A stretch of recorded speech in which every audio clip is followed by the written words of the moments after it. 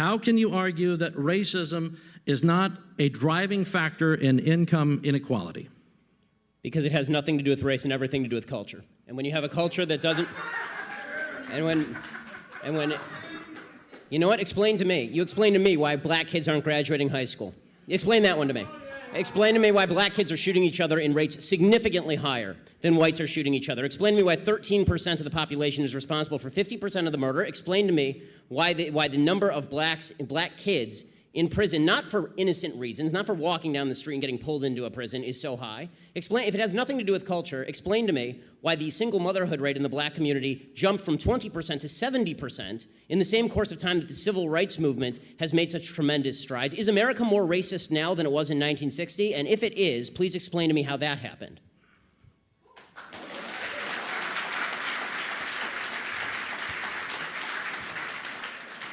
Anybody can jump in. It's an open mic there.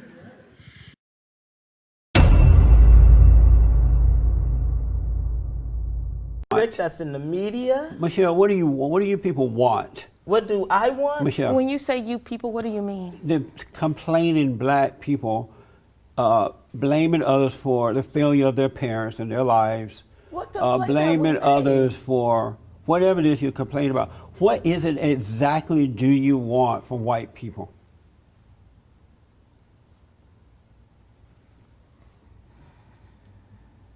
First of all, I'm just going to take a breath.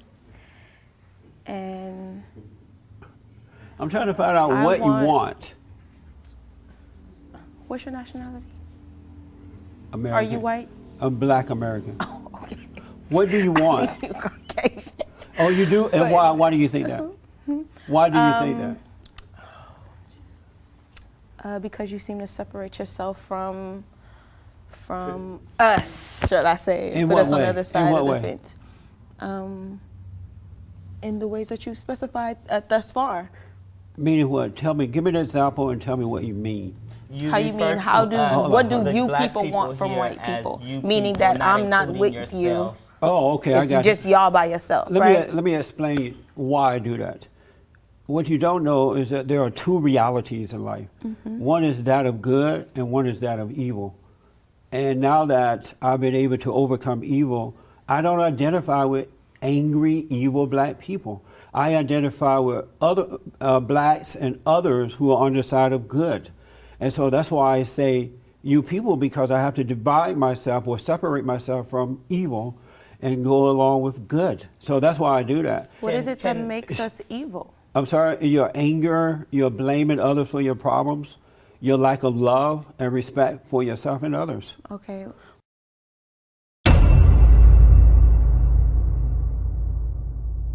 Unbelievable, astonishing sexism.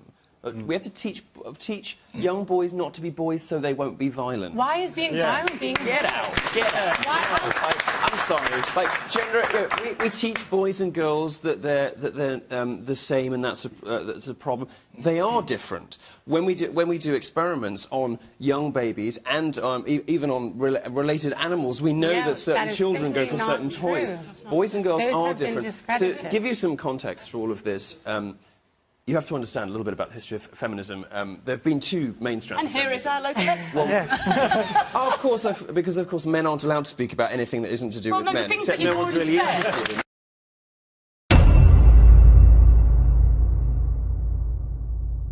in. We talk about separate but equal, but, you know, having even mentioned the Floyd Mayweather fight, they're walking away with, you know, hundreds of millions of dollars at stake. You being at the height of your sport, maybe make, what, $1 million at most per fight. Does that anger you, and what can we do to change that? I don't like to talk about exactly how much money I make, but I'm extremely comfortable and happy. You are? Yes. Okay, so... And, you know, if I got to a point where I had almost 50 fights, I would probably be making close to the same amount of money that Floyd does.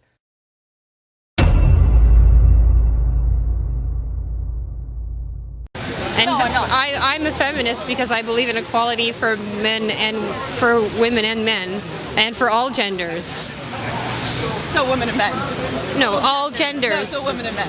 There's women. There are two genders biologically. I'm sorry. There isn't. There's you're not now you're totally excluding, you know, transgender, non-binary, you know, gender fluid people, and yeah, these. I mean, you can live in your unicorn I'm world. going to assume that you're a cisgender straight woman because you obviously that's really true. and that you probably haven't ever been raped. Either. I actually identify So as an attack helicopter, so it's really offensive. You sound like you're speaking from a very privileged point of view here. Very privileged. Yes. I would like you to use my pronouns if you could. They're I, me, and my. So now you're mocking.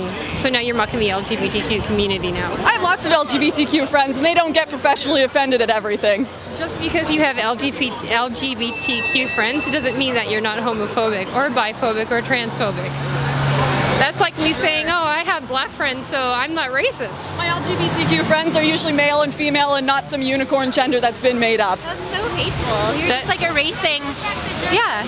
Construct. Gender is a social construct, right? And I don't have boobs. That's just a social construct. Oh, and penises don't exist, right? I have no idea what you're talking about. There's male and there's female. There are two biological genders. Science exists. I'm sorry to tell you all that science exists, but it does. There is biology, there is science. I mean, you can live in your magical made-up world with trigger warnings. Friends, you know, hear you talking right now because I hope they'll come out of the woodworks and defend me, guaranteed. Because I've got lots of friends that. That's great. And you know what? I'm finding a lot of what you're saying extremely offensive. That's great. And I'm sure that I know a lot of people. And I mean, science probably disagrees with you. Validate those people's experiences, like transgender people. That's so important to their lives and their identity and their happiness and their well-being and their health.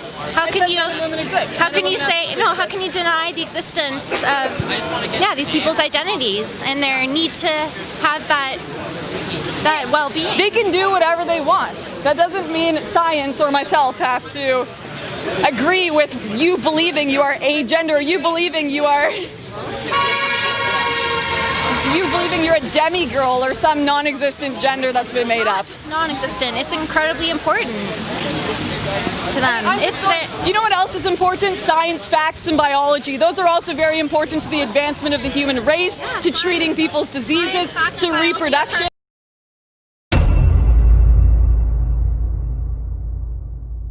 The vast majority of people who are stopped and frisked are black and Hispanic. That's because the vast majority of people in New York City who actually commit gun crimes are black and Hispanic. I'm sorry, I can't do anything about that. Statistical regressions do we have to run? That's not true. Look, and yes, that is 96% of all gun assailants in January to June 2008. 95% of all gun assailants in the city of New York are black and Hispanic. Guys, again, how many regressions do we have to run? Black and Latino folks are overrepresented in being pulled over, in being tried, in being sentenced, in being incarcerated again and again and again and again and again. What's those numbers? You don't believe it. No. You know why?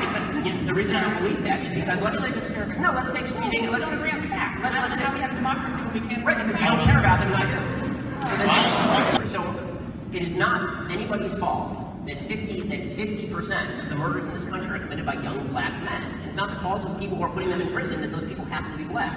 It's not the fault of the New Jersey Turnpike Police that they're pulling over 23% black men when they did a statistical analysis and found that 25% of the people speeding were black. Okay, again, since 1994, in the 75 largest cities in America, when they analyzed whether there's overrepresentation in crimes that were reported, not just crimes that were charged, crimes that were reported versus the prison population, they found that blacks and Hispanics were statistically underrepresented. The biggest problem for blacks and Hispanics living in the inner city is that there aren't enough police officers there to actually take care of them and police the crime and make their city safe for investment in education. You look at the at least statistics and you say, oh look, there's a study. Hey, there's a massive overrepresentation. Let's just look at drug crimes, which are the largest proportion. So you don't want to talk about gun crimes, drug crimes. The predominant reason why people are incarcerated in this country is mostly because of nonviolent drug offenses. And study after study. Black and Latino folks, far overrepresented in terms of arrest, in terms of charging, in terms of sentences. Get harsher sentences when they're sentenced. That's not true. That when it comes to college admissions, for example, there are more women than men going to college. That's correct. When it comes to graduate schools, there are more women than men going to graduate schools. And when it comes to jail, which you just cited, the vast, well over 90% of the people in jail are men. Is that because the system is sexist against men? I'm arguing that the jailing system is now sexist against men. because there are more men than women in prison? That's really your argument. No, it does have to also be the case that more men commit crimes. More men commit crimes.